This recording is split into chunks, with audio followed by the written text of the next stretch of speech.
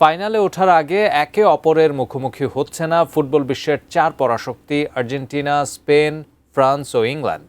বিষয়টি নজরে আসতেই ফিফার নতুন নিয়ম নিয়ে শুরু হয়েছে আলোচনা সমালোচনা।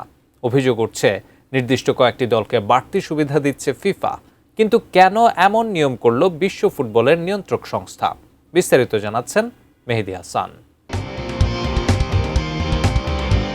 2026 বিশ্বকাপের নকআউট পর্ব শুরু হওয়ার পর থেকেই ফিফার নতুন ড্র কাঠামো নিয়ে আলোচনা বাড়ছে। কারণ এই নিয়মের প্রভাব এখন স্পষ্টভাবে দেখা যাচ্ছে নকআউট পর্বের ম্যাচগুলোতে।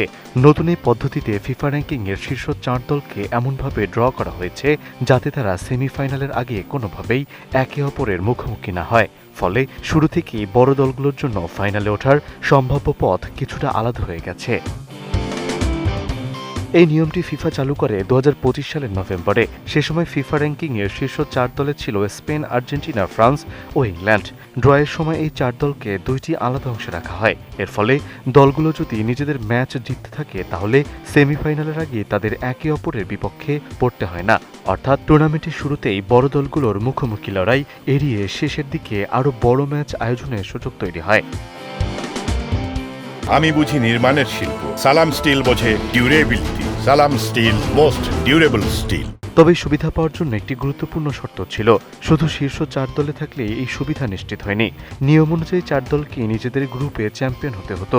শেষ পর্যন্ত স্পেন, আর্জেন্টিনা, ফ্রান্স, ইংল্যান্ড সবাই গ্রুপ পর্বে সেরা হয়ে নকআউট পর্বে ওঠে। আর তাতেই ফিফার নতুন ড্র কাঠামো পুরোপুরি কার্যকর হয়ে যায়। এর প্রভাব এখন স্পষ্টভাবে দেখা যাচ্ছে কোয়ার্টার ফাইনালের ম্যাচগুলোতে।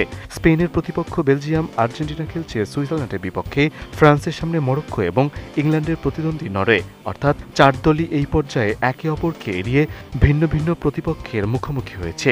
ফলে সেমিফাইনালের আগে তাদের নিজেদের মধ্যকার কোনো লড়াই হওয়ার সুযোগ তৈরি হয়নি।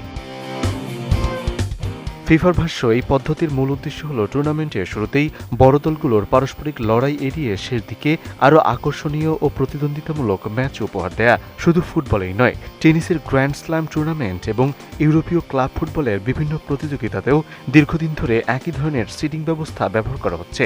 সম্প্রতি অনুষ্ঠিত ক্লাব বিশ্বকাপেও একই ধরনের কাঠামো অনুসরণ করা হয়েছিল। তবে এই নতুন নিয়ম নিয়ে সমালোচনাও রয়েছে। অনেকের অভিযোগ, এতে র্যাঙ্কিংয়ের শীর্ষ দলগুলো তুলনামূলক বেশি সুবিধা পাচ্ছে। ফলে প্রতিযোগিতার ভারসাম্য নিয়ে নতুন করে প্রশ্ন উঠেছে। মেহেদী হাসান, ATN নিউজ।